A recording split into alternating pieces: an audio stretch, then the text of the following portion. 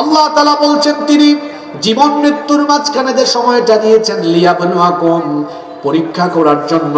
কোন বিষয়ে? আইয়ুকুম আহসানু আমালা, আল্লাহর শব্দ চয়নের নমুনা কতই না চমৎকার। আল্লাহ এখানে আকসারু শব্দ দিতে পারতেন, কিন্তু আকসারু শব্দ না দিয়ে দিয়েছেন আহসানু। আলেমরা এটা বুঝবেন, আল্লাহ দিয়েছেন আইয়ুকুম আহসানু আমালা, অর্থাৎ কে তোমাদের মধ্যে উত্তম আমল করতে পারে।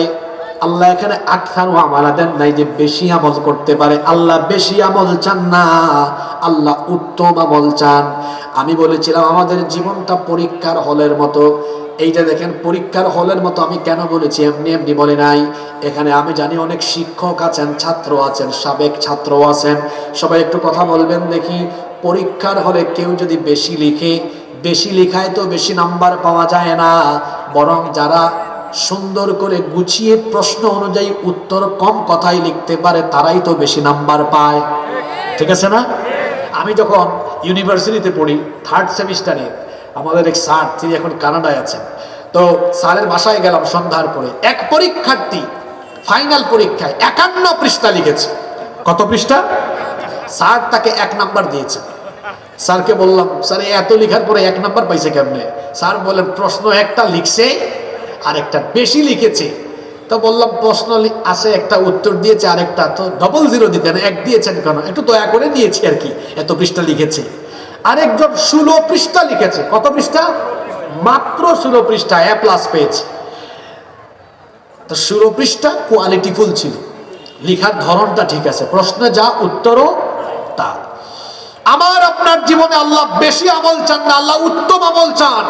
যে সময়টা পেয়েছি এই সময়টাকে যদি আমরা রুটিন মাফিক কাজে লাগাই, আপনি সারা রাত নামাজ পড়বো, সারা রাত নামাজ পড়বো, সারা দিনের কিছু সময় ঘুমাবো, কিছু সময় এটা সেটা করবো না। মুমিনের একটা ব্যালেন্স লাইফ থাকবে, ভারসাম্যপূর্ণ জীবন থাকবে। সময়গুলোকে পরিকল্পনা ভিত্তিক সাজাবে, কাজে লাগাবে। যদি কাজে লাগাতে পারে, এই পরিকল্পনা ভিত্তিক সময়কে যদি অল্প অল্প করেও কাজে লাগায়, আল্লাহ এই সুন্দর সুন্দর আমলগুলোকে কবুল করে জান্নাত দিয়ে দিবেন। সুবহানাল্লাহ পড়ে। এই জন্য সময় নষ্ট করবেন না। 5 ওয়াক্ত নামাজে তো বেশি সময় না, সব মিলিয়ে 1 ঘন্টা। এরপরে কাজের জন্য সময়গুলো বরাদ্দ করেন। অনেকে আছে সকালবেলা ঘুমায় থাকে, সকালে ঘুমাবেন না। আল্লাহর নবী বলেছেন, আল্লাহুম্মা বারিক লি উম্মতি ফি বুকুরিহা, হে আল্লাহ আমার উম্মতের সকালবেলা যারা কাজ আরম্ভ করে তাদের কাজের মধ্যে বরকত দাও। বলেন সুবহানাল্লাহ। এজন্য সময় নষ্ট করবেন না। সময় গেলে সময় আর কখনো কোনোদিন ফিরে আসে না। আজকে আমরা সময় নষ্ট করছি, সময়গুলো যেন নষ্ট না হয়, কারণ সময় চলে গেলে সেই সময় আর কোনোদিন ফিরে আসে না। সময় গেলে সময় ফিরে। এই জন্য তো কবি মতিউর রহমান মল্লিক যথার্থই লিখেছেন, যাই যাই যাই যাই দিন চলে যায়, কোরআন পড়লাম না, কত নোবেল নাটক পড়লাম, হাদিস ধরলাম না। যাই যাই যাই যাই দিন চলে যায়, কোরআন পড়লাম না, কত নোবেল নাটক পড়লাম, হাদিস ধরলাম না। সত্যিকারের খাঁটি মুমিন মুসলিম হলাম না যে, কেউ কি জানে সেই ঘড়িটা লাগবে কই দিন কাজে। ঠিক ঠিক ঠিক ঠিক যে ঘড়িটা বাজে, ঠিক ঠিক বাজে, কেউ কি জানে সেই ঘড়িটা লাগবে কই দিন কাজে। হায় হায় হায় হায় আসল ঘড়ির অর্থ বুঝলাম না, সময় থাকতে সময়ের মূল অর্থ খুঁজলাম না। হায় হায় হায় হায় আসল ঘড়ির অর্থ বুঝলাম না, সময় থাকতে সময়ের মূল অর্থ খুঁজলাম না। খাইলাম দাইলাম ঘুরলাম শুধু এই দুনিয়ার মাঝে, কেউ কি জানে সেই ঘড়িটা লাগবে কই দিন কাজে। কেউ কি জানে সেই ঘড়িটা লাগবে কই দিন কাজে। ঠিক ঠিক ঠিক ঠিক যে ঘড়িটা বাজে, ঠিক ঠিক বাজে, কেউ কি জানে সেই ঘড়িটা লাগবে কই দিন কাজে। জীবন ঘড়ি থেমে যাবে একদিন, সময় চলে যাচ্ছে, ফুরিয়ে যাচ্ছে। এখানে যখন সালাম দিয়েছিলাম সময়টা চলে গেল, আমি আর কোনোদিন পাবো না। এখন যে কথাটা বললাম এই সময়টাও চলে গেল, আর কোনোদিন এই সময় ফিরে আসবে। সময় অপচয় করবেন না। ইন্নাল মুবাযযিরিনা কানু ইখওয়ানাশ শায়াতিন, নিশ্চয়ই অপচয়কারী শয়তানের ভাই। অপচয়কারী কার ভাই? সময় নষ্ট করব না। যুবক ভাইয়েরা কথা দেন, আমি মোবাইল ব্যবহার করতে নিষেধ করছি না, মোবাইলের অপব্যবহার করতে নিষেধ করছি। একদিন মোবাইল চার্জ দিলে যেন 3 দিন যায়, তাহলে বুঝবেন আপনি কন্ট্রোলের ভেতরে আছেন। আর দিনে যদি 2 বার দেওয়া লাগে, পাওয়ার ব্যাংক সাথে লাগে, বুঝবেন আপনার লাইফ নিয়ন্ত্রণে, এটা শয়তানের নিয়ন্ত্রণে চলে গিয়েছে। এত বেশি মোবাইল চালাতে হবে কেন? ফেসবুকে, ইন্টারনেটে এত বেশি পড়ে থাকতে হবে কেন? নিজের জীবনকে ব্যালেন্স করে সাজাও। আজকে যুবকদের জীবনটা ভারসাম্যহীন হয়ে যাচ্ছে। এত বেশি মোবাইলে পড়ে থাকো না, এই সময় কাজে লাগাও। ইহুদিরা পৃথিবী নিয়ন্ত্রণ করে, পৃথিবীর মোট জনসংখ্যার 100 ভাগের 1 ভাগও তারা নয়। চিন্তা করছেন কথাটা? বুঝতে পারছেন? 100 ভাগের 1 ভাগও তারা না, কিন্তু পৃথিবীর নিয়ন্ত্রণ কার হাতে? তাদের হাতে। কেন? তারা জ্ঞান, গবেষণা, আবিষ্কারে সবার থেকে এগিয়ে। যুবক, তোমার হাতে মোবাইল ইহুদিরা বানায়া সব সফটওয়্যার সবকিছু তোমার হাতে দিয়ে তারা আরো এগিয়ে যাচ্ছে। কিভাবে পৃথিবীকে তারা দখল করবে, পৃথিবীকে তারা কিভাবে নেতৃত্ব দিবে, এগিয়ে যাচ্ছে। আর তুমি এখানে পড়ে আসো। তোমাকে রং ঢঙে তারা ডুবিয়ে রেখেছে। যুবক ভাইদেরকে বলবো, এখান থেকে কামব্যাক করো। পৃথিবীর সফল সফল ব্যক্তিরা সময় কাজে লাগান।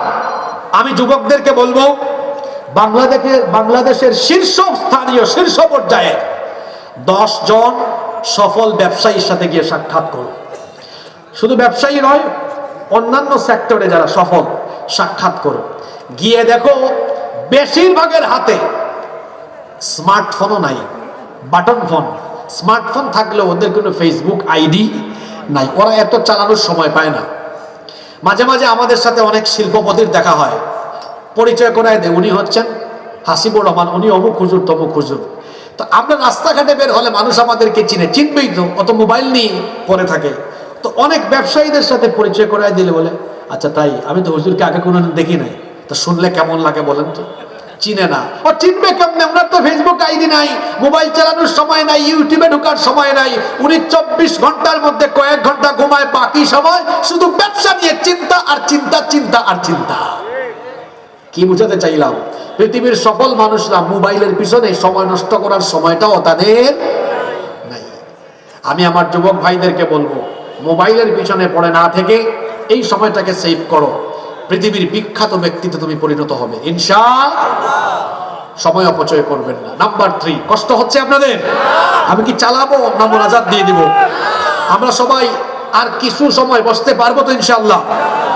নাম্বার 3, মা বোনটা অনেকক্ষণ ধরে বসে আছেন, হুজুর আমাদের জন্য স্পেশাল কিছু বলে না, আছে আপনাদের জন্য কথা। 3 নাম্বার, বেপরদায় নিমজ্জিত থাকা। এটা হলো শয়তানি কাজ। জোরে বলেন তো, বেপরদায় নিমজ্জিত থাকা এটা কি কাজ? শয়তান কি চায়? শয়তান চায় উলঙ্গপনা, বেহায়াপনা, বেপরদার সয়লাব ঘটিয়ে দিতে। এটা শয়তান কখন আরম্ভ করেছিল? মানব ইতিহাসের প্রথম থেকেই শয়তান তার এই ভীষণ মিশন বাস্তবায়ন শুরু করেছে। রব্বুল আলামিন যখন আমাদের বাবা, আমাদের মা আদম এবং হাওয়া আলাইহিমুস সালাম দুজনকে জান্নাত দিলেন, জান্নাতে রেখে দিলেন, বললেন জান্নাতে সানন্দে বসবাস করো, কিন্তু ওই গাছটার কাছে যাও না। যদি ওই গাছের কাছে যাও তাহলে তোমরা সীমা লঙ্ঘনকারী জালেমের অন্তর্ভুক্ত হয়ে যাবে। ইবলিস জান্নাত থেকে বের হয়ে প্রতিজ্ঞা করেছিল, মানুষকে আমি ধোঁকা দিয়ে দিয়ে জাহান্নামী বানাবো। ইবলিস তার প্রতিজ্ঞা পূরণে তখন থেকে কাজ শুরু করেছিল।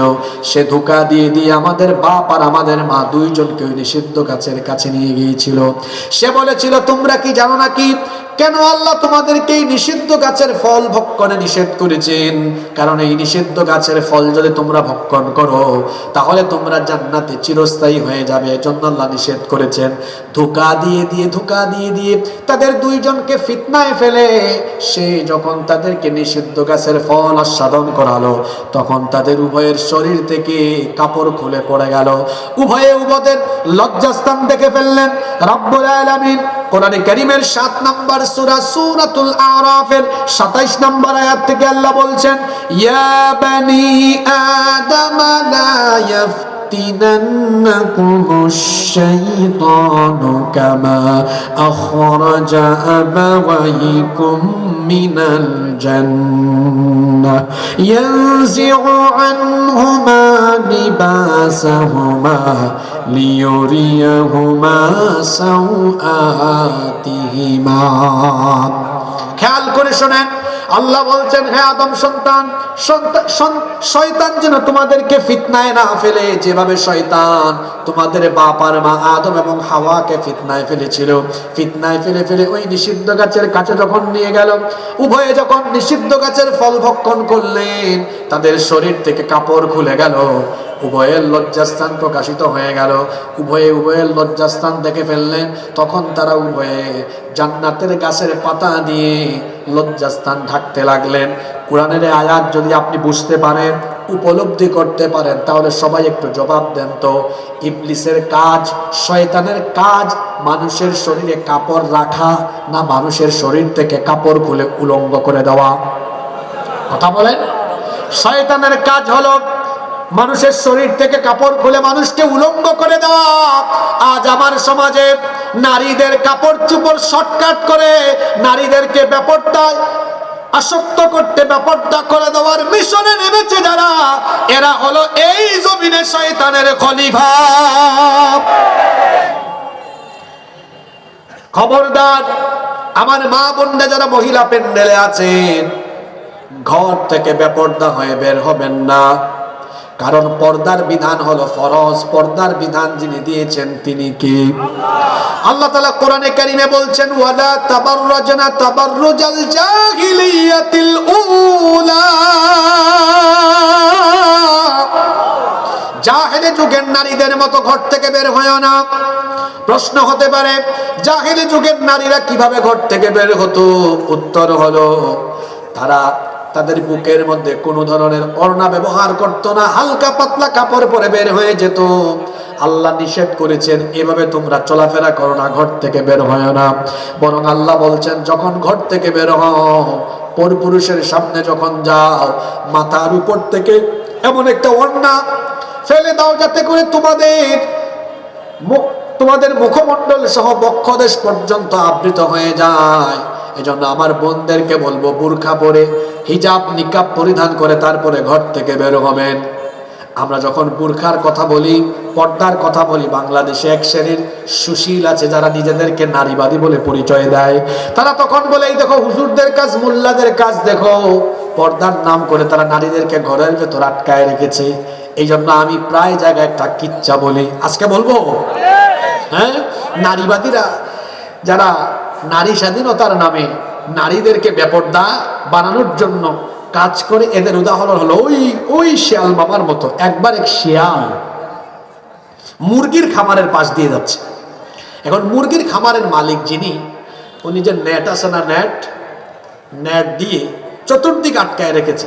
শিয়াল এসে বলে, হে মুরগি, তোদেরকে দেখে বই মায়া লাগতেছে রে, কষ্ট লাগে। শিয়াল মামা, আপনার এত কষ্ট লাগে কেন? মুরগি জিজ্ঞেস করে। শিয়াল বলে, কষ্ট লাগবে না, আমার দিকে তাকায় দেখ, আমার কোনো নেট নাই, আমি কোনো চার দেয়ালে বন্দি নাই, আমি স্বাধীনভাবে ঘুরে বেড়াই। তোদের মালিক বড় জালিম, তাদেরকে আটকায় রেখেছে, এভাবে চার দেয়ালে বা নেটের ভেতরে বন্দি করে রেখেছে। এক মুরগি তখন কয়, মামু আপনার মতলব আমরা বুঝছি। কি বুঝছো? আপনার মতো আমরা যদি স্বাধীন হতাম, আমাদের মালিক যদি আমাদেরকে এইভাবে আটকায় না রেখে আমাদেরকে তোমার মতো স্বাধীন করে ছেড়ে দিত, আপনার মতলব ভালো করেই জানে, আপনি তখন আমাদেরকে ধরতেন আর মজা করে খাইতেন। শিয়াল যেমন মুরগির স্বাধীনতা চায়, ঠিক তেমনি নারীবাদীরা নারী স্বাধীনতার নামে নারীদেরকে বেপরদা করে রাস্তায় নামিয়ে নারীদের ইজ্জত লুণ্ঠনের ব্যবস্থা করতে চায়। আমার মা বোনদেরকে বুঝতে হবে, পর্দার এই বিধান আপনাদের ইজ্জত সম্মান বাড়ানোর জন্য এসেছে, আপনাদের সেফটি সিকিউরিটি প্রোটেকশনের জন্য এই পর্দার বিধান দিয়েছেন কে? একজন নারী বেপর্দা হওয়ার পেছনে পুরুষেরও দায়বোধ কম নয়। সেই ঘরের পুরুষের দায়িত্বহীনতার কারণেই তো নারী বেপর্দা হয়েছে। আপনি হাজব্যান্ড, আপনি স্বামী, আপনি যদি সচেতন থাকেন, আপনার ঘরের বউ কি বেপর্দা হতে পারবে? আপনি বাবা, আপনি যদি সচেতন থাকেন, আপনার মেয়ে কি বেপর্দা হয়ে চলাফেরা করতে পারবে? আপনি কেমন পুরুষ বলেন তো? আপনার ছোট্ট মেয়েটা ইন্টারমিডিয়েটে পড়ে, এসএসসিতে পড়ে, অর্থ তখন ভরা যৌবন চলছে, ওকে আপনি বের করে দিলেন। আপনাকে আমি এভাবে বুঝাই, আপনার বয়স যখন 18, 19, 20, 22 বছর ছিল, ওই বয়সে আপনি হয়তো ভালো মানুষ ছিলেন, আপনার বয়সী আশপাশের ছেলেরা এরকম বেপর্দা মেয়ে রাস্তায় দেখলে কি করত, কি বলতো, একটু ভাবুন তো।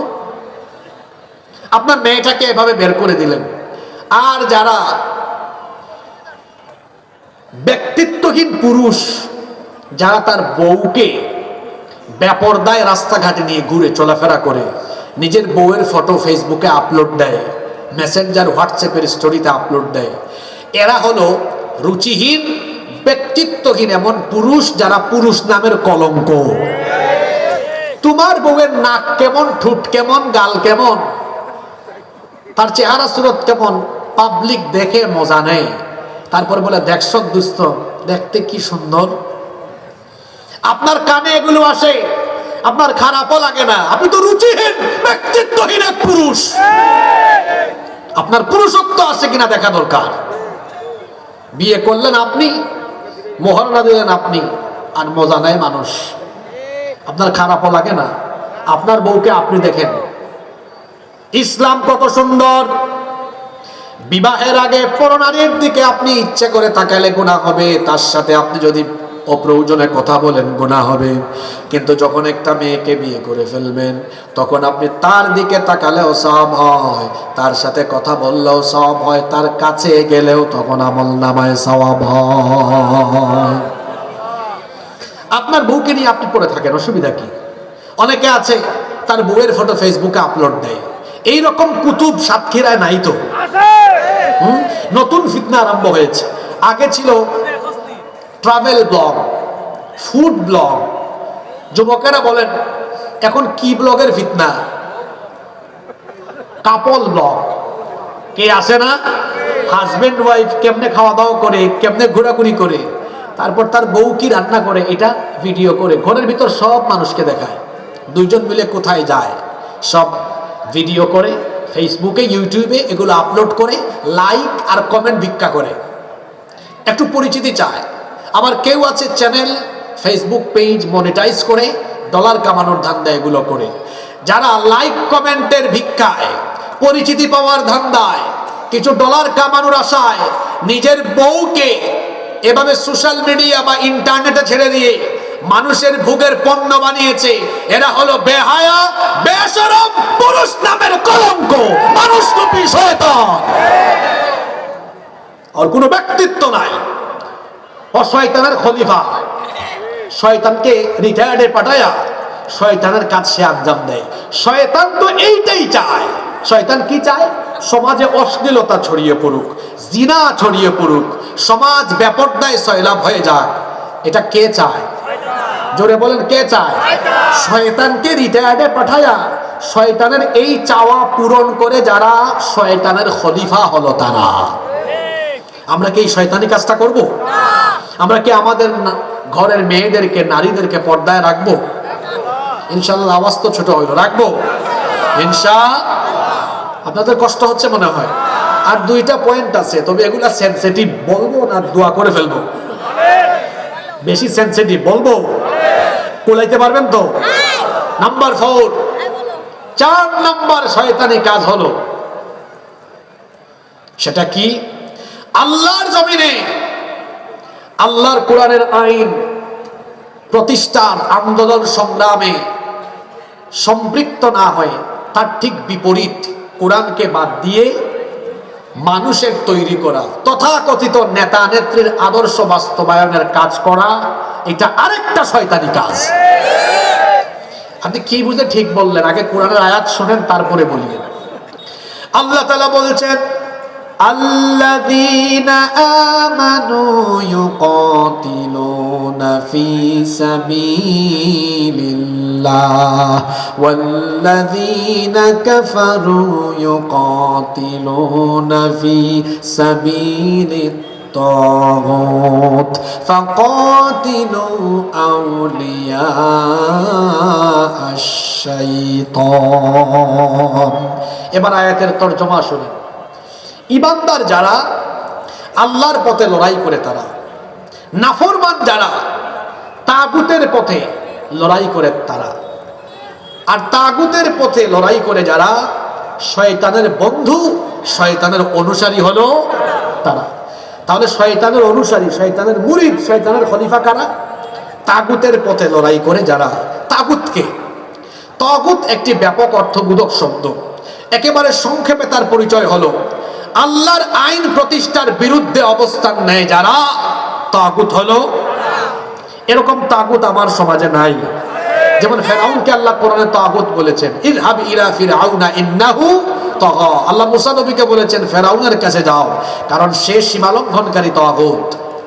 এখন এই ধরনের তাগুত আপনি চিনবেন কেমনে? আমার দিকে তাকান। আপনাদের এই ঝাউডাঙ্গা মসজিদে ইমাম সাহেব বয়ান করলেন আমাদের এই মসজিদ আল্লাহর আইনে পরিচালিত হোক। সবাই চান কিনা? সভাপতি, সেক্রেটারি, কেশিয়ার, মুসল্লি সবাই হাত তুলে বলবে হুজুর আমরা চাই, একমত আমরা। হুজুর যদি খুশি হয়ে বলেন যে আল্লাহর আইনে, কোরআনের আইনে মসজিদ চলবে, সে আল্লাহর আইনে সমাজ চলবে, দেশ চলবে, একটু আগে যারা খুশি হয়ে ঠিক ঠিক বলছে, হাত তুলছে, দেখবেন তাদের মধ্যে বহু মানুষ চেহারা তখন কালো করে হুজুরের চাকরি খাওয়ার জন্য উঠে পড়ে লেগে যাবে। কি গো ভাই, একটু আগে আপনি কোরআনের আইন দিয়ে মসজিদ চলুক চাইলেন, সবাই হাত তুললেন, এখন আবার কোরআনের আইনে, আল্লাহর আইনে সমাজ চলুক, দেশ চলুক, এটা আপনি চান না। আল্লাহর আইনে দেশ চলুক এটা কেবলমাত্র চায় না তারা চোর, বাটপার, চাঁদাবাজ, সন্ত্রাস যারা, তারা আল্লাহর আইন চায় না। কারণ আল্লাহর আইন প্রতিষ্ঠা হলে অত চাঁদাবাজি করতে পারবে না, অত টেন্ডারবাজি করতে পারবে না, অসন্ত্রাসী কার্যক্রম চালাতে পারবে না। আর যুবকদেরকে বলছি, এদের পিছনে গিয়ে তোমার যৌবন নষ্ট করো না। অনেকে আছে তাদের ক্ষমতার জন্য আপনার মতো যুবককে টার্গেট করে, যুবকদের দল নিয়ে ঘোরাফেরা করে, চলাফেরা করে, তার নিজের গদি ঠিক রাখার জন্য যুবকদেরকে ক্ষমতার ঢাল বা হাতিয়ার বানিয়ে যুবকদেরকে চামচার মতো ব্যবহার করে। আমি আমার যুবক ভাইদেরকে বলছি, এই যৌবন কারো চামচামির জন্য দেওয়া হয় নাই, এই যৌবন দেওয়া হয়েছে আল্লাহর জমিনে আল্লাহর কোরআনের রাজ কায়েম করার জন্য। এই জন্য কোন নেতা খেতার পিছনে গিয়ে চামচামি করো না। এই দেশের এই নতুন পরিবর্তিত পরিস্থিতি এই সুন্দর বাংলাদেশ উপহার দিয়েছে শহীদ আবু সাইদ, শহীদ মীর মুগ্ধের মতো হাজার হাজার লক্ষ লক্ষ যুবকদের তিতিক্ষাই বাংলাদেশ আমরা পেয়েছি। এখন এই বাংলাদেশ বিনির্মাণে যুব সমাজকে এগিয়ে আসতে হবে। আমরা ৭১ সালে স্বাধীনতা লাভ করার পরে ২০২৫ আজকে ৫৪ বছর ধরে বাংলাদেশে দেখছি ব্যক্তির পরিবর্তন হয়, দল পরিবর্তন হয়, শাসকের পরিবর্তন হয়, মানুষের ভাগ্য বদলায় না। মানুষের ভাগ্য এই সকল চুরি, ডাকাতি, লুটপাট করে ভাগ্য বদলাবে না। মানুষের ভাগ্য বদলাতে হলে কোরআনের শাসনের দরকার। এই জন্য সবাইকে আবারও আরেকটি বিপ্লবের জন্য প্রস্তুতি নিতে হবে।